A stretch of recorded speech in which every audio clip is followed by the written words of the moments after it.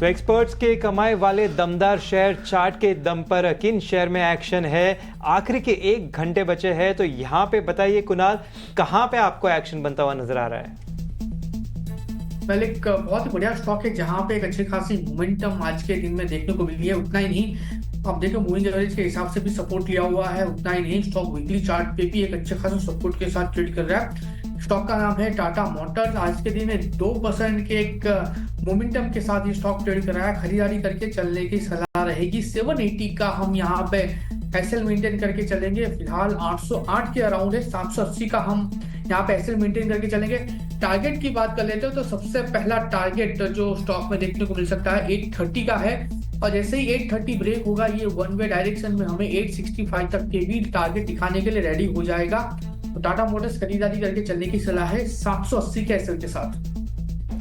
बिल्कुल, तो यहाँ पे टाटा मोटर्स खरीदारी की राय बनती हुई ऑप्शंस में भी यहाँ पर ही बनता हुआ नजर आया, तो इसमें काफ़ी अच्छा पॉजिटिव प्रेशर यहाँ पे बनता हुआ नजर आ रहा है। तो बाजार अभी भी सपाट के आसपास ही ट्रेड करता हुआ नजर आ रहा है। कुणाल जी, ज़रा मारुति का स्टॉक देखिए। यहाँ पे खबर आती हुई नजर आ रही है कि सभी मॉडलों में दाम कुछ 4% तक बढ़ सकते हैं। जनवरी से बढ़ने का यहाँ पे बताया गया है कंपनी की तरफ से, क्योंकि इनपुट कॉस्ट जो होता है वो बढ़ चुका है। अगर हम मारुति का यहाँ पे स्टॉक देखें चार्ट पे भी, तो पिछले 1 महीने से काफ़ी साइडवेज में ही घूमता हुआ नजर आ रहा है। तो बताइए यहाँ पर आपकी क्या राय बन रही है? खरीदारी करके चलने की सलाह रहेगी। 11,300 के अराउंड है। आप 10,700 का एसएल यहाँ पे मेंटेन करके चलिए। और टारगेट की बात कर लेते हैं तो सबसे पहला इमीडिएट टारगेट जो होगा वो 11,600 का होगा। जैसे ही 11,600 ब्रेक होगा, वन वे ये आपको 12,300 तक के लेवल दिखाने के लिए रेडी हो जाएगा। तो शॉर्ट टर्म के ट्रेडिंग के हिसाब से स्टॉक परफेक्ट लग रहा है।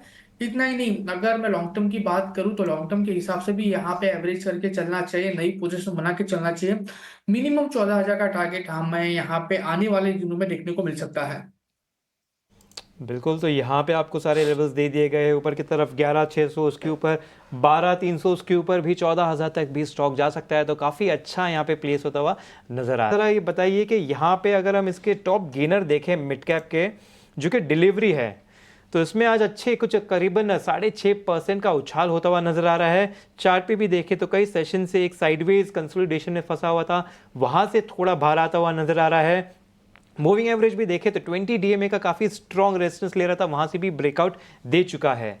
तो यहां पर आपकी क्या राय बन रही है?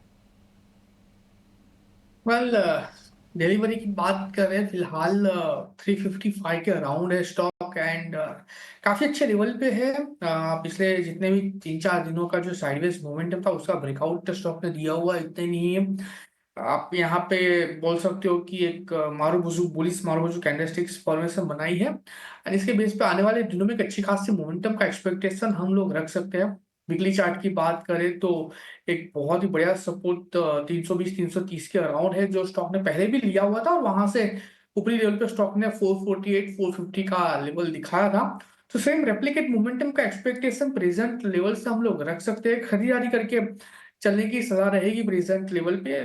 एसएल की बात करें, एसएल बड़ा आएगा 330 का, हम यहाँ पे एसएल मेंटेन करना पड़ेगा। उसके अलावा दूसरा कोई एसएल यहाँ पे नहीं है। 354 के अराउंड है। 330 का आप यहाँ पे एसएल मेंटेन करके चलिए। टारगेट की बात कर लेते हैं 372 372 का पहला टारगेट। और जैसे ही 372 ये ब्रेक होता है ऊपरी लेवल पे वन वे डायरेक्शन में, ये स्टॉक हमें 405 तक के भी लेवल दिखा सकता है। यानी कि आप कह सकते हो कि 13 से लेके 15% का रिटर्न ये स्टॉक दिखाने के लिए रेडी है। तो खरीदारी करके चलिए 330 के एसएल के साथ। बिल्कुल, 13 से 15% रिटर्न दे सकता है स्टॉक। नीचे की तरफ स्टॉप लॉस 330 का, ऊपर की तरफ पहला टारगेट 372 का, वहां से ऊपर गया तो 400 भी पार कर सकता है स्टॉक। लेकिन अमर जी, आपके पास आना चाहूंगा। ज़रा निफ्टी आईटी इंडेक्स में अगर हम देखें तो आज वैसे तो थोड़ा सा मुनाफा वसूली सा बनता हुआ नजर आ रहा है, क्योंकि पिछले सेशन में हमने देखा कुछ 4-5 सेशन से काफ़ी तेज़ी के साथ ग्रो हो रहा था। साथ ही साथ ये इकलौता इंडेक्स है जिसने रिकॉर्ड हाई का स्तर भी छुआ है इस साल इस महीने अगर बात करें तो यहाँ पर कोई स्टॉक नज़र आ रहे हैं जो वैल्यूएशन के दम पे थोड़े से अट्रैक्टिव नज़र आ सकते हैं? देखिए, निफ्टी आईटी के बारे में बात करूं तो निफ्टी आईटी डेफिनेटली काफी अच्छा परफॉर्मेंस रहा है। और कुछ जो निफ्टी आईटी के स्टॉक्स हैं, they are trading at record highs. यदि मैं कोफोर्ज की बात करूं तो उसमें भी हमें फिलहाल एक बहुत अपसाइड रैली फिलहाल देखने को मिल रही है। But at the current levels जो है वो बाइंग अपॉर्चुनिटी यदि मैं देखूं तो लार्ज निफ्टी आईटी में फॉर एग्जांपल इन्फोसिस में एक देखा जा सकता है from a medium term perspective, because अभी यूएस मार्केट्स में और यूएस इकोनॉमी में किस तरह के टर्ब्यूलेंस होती है डोनाल्ड ट्रंप के एक बार आई थिंक 20th जैन को प्रेसिडेंट वो जब बनते हैं तो उसका क्या इफेक्ट पड़ता है जो आईटी सेक्टर पे और आईटी स्टॉक्स पे, वो इम्पोर्टेंट होगा। बिकॉज अभी क्या हो रहा है, रूपी डेप्रिसिएशन जो हुई है, रिकॉर्ड स्तर पे रूपी जो डेप्रिशिएट कर रहा है अगेंस्ट डॉलर, उसका भी बेनिफिट जो है आईटी स्टॉक्स को मिल रहा है। प्लस ये भी एक कहीं ना कहीं फीलिंग है, तो शायद उतनी स्थिति खराब ना हो जितने एक्सपेक्टेशंस थे कि यदि डोनाल्ड ट्रंप आते हैं तो काफी कुछ, वो भी एक फैक्टर है जो आईटी स्टॉक्स को हेल्प कर रहा है। तो from a long term perspective यदि कुछ देखना चाहते हैं तो इन्फोसिस पे जरूर नजर रख सकते हैं। चलिए आगे बढ़ते हैं। एक और खबर ये आ रही है कि सरकार चीनी मिलों के लिए सिंगल विंडो सिस्टम लाने की तैयारी में है। खबर क्या है, इस एक्सक्लूसिव खबर की पूरी डिटेल समझते हैं अपने सहयोगी समीर दीक्षित से। समीर बताइए क्या डिटेल्स हैं।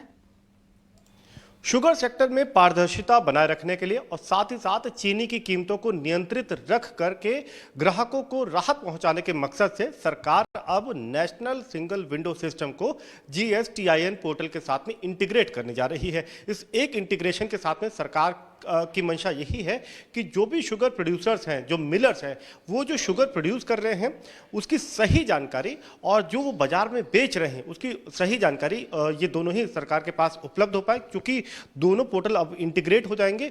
यानी कि जो प्रोडक्शन है और जो मार्केट में सेलिंग है, ये दोनों ही नंबर्स अब सरकार के पास में आ पाएंगे। और इस एक क्रॉस वेरिफिकेशन के जरिए सरकार को उम्मीद है कि पारदर्शिता बन पाएगी। यानी कि पहले जो कुछ मामलों में सरकार को इनपुट मिल रहा था, जो ग्रे एरिया था, यानी कि जो शुगर मिलर थे वो चीनी ज्यादा अगर प्रोडक्शन कर रहे हैं सरकार को कम बता रहे हैं, और फिर जो अतिरिक्त मात्रा है उसको ग्रे मार्केट में बेच रहे हैं, अधिक दाम में बेच रहे हैं। इस तरीके की गतिविधियों पर नकेल कसी जा सकेगी और इसी की मंशा से सरकार अब ये डिजिटल इंटीग्रेशन, एक डिजिटल कदम का सहारा लेने जा रही है, जहां पर नेशनल सिंगल विंडो सिस्टम को GSTN पोर्टल के साथ में इंटीग्रेट करेगी। सरकार को ऐसे भी लगातार इनपुट मिल रही थी कि कई बड़े प्लेयर ऐसे हैं जो कि शुगर का प्रोडक्शन ज्यादा कर रहे हैं और जो सूचना सरकार को दे रहे हैं, एक तो वो लेट सूचना दे रहे हैं, वो डाटा देर से सरकार तक पहुंचाई जा रही है और उसमें भी वो कम बता रहे हैं कि शुगर प्रोडक्शन का आंकड़ा वो कम दे रहे हैं। और इसके साथ जो अतिरिक्त मात्रा शुगर प्रोडक्शन कंपनी अपने पास रख रही है उसको फिर बाद में वो होर्डिंग करके ज्यादा कीमतों पे बेच रहे हैं। तो सरकार इन सब पर रोक लगाना चाहती है और इस एक इंटीग्रेशन के जरिए सरकार को उम्मीद है कि शुगर स्टॉक अवेलेबिलिटी भी पर्याप्त रहेगी और जो चीनी की कीमतें हैं बाजार में वो भी नियंत्रित रह पाएगी। ओके, शुक्रिया समीर ये एक्सक्लूसिव डिटेल लेकर आने के लिए कि सरकार सिंगल विंडो सिस्टम लेकर आने वाली और GSTIN के साथ इसे इंटीग्रेट भी करने पर विचार हो रहा है। स्टॉक बिक्री के जो आंकड़े हैं जो शुगर मिलें बताती हैं उसमें कोई हेर फेर ना हो, कुछ गड़बड़ी ना हो, इस दिशा में सरकार कदम उठाना चाह रही है। आज के सत्र में देखिए बलरामपुर चीनी आज दबाव में कारोबार कर रहा है। कुणाल छोटा सा व्यू दे दीजिए 30 सेकेंड में, बलरामपुर चीनी कैसा दिख रहा है चार्ट पर आपको? वेल, पर्टिकुलर स्टॉक की बात करें फिलहाल 582 पे है, एक बेयरिश रिवर्सल फॉर्मेशन बनाया है, मैं अवॉइड करके चलने की सलाह दूंगा। फिलहाल इस लेवल पर कुणाल की तरफ से आ रही है।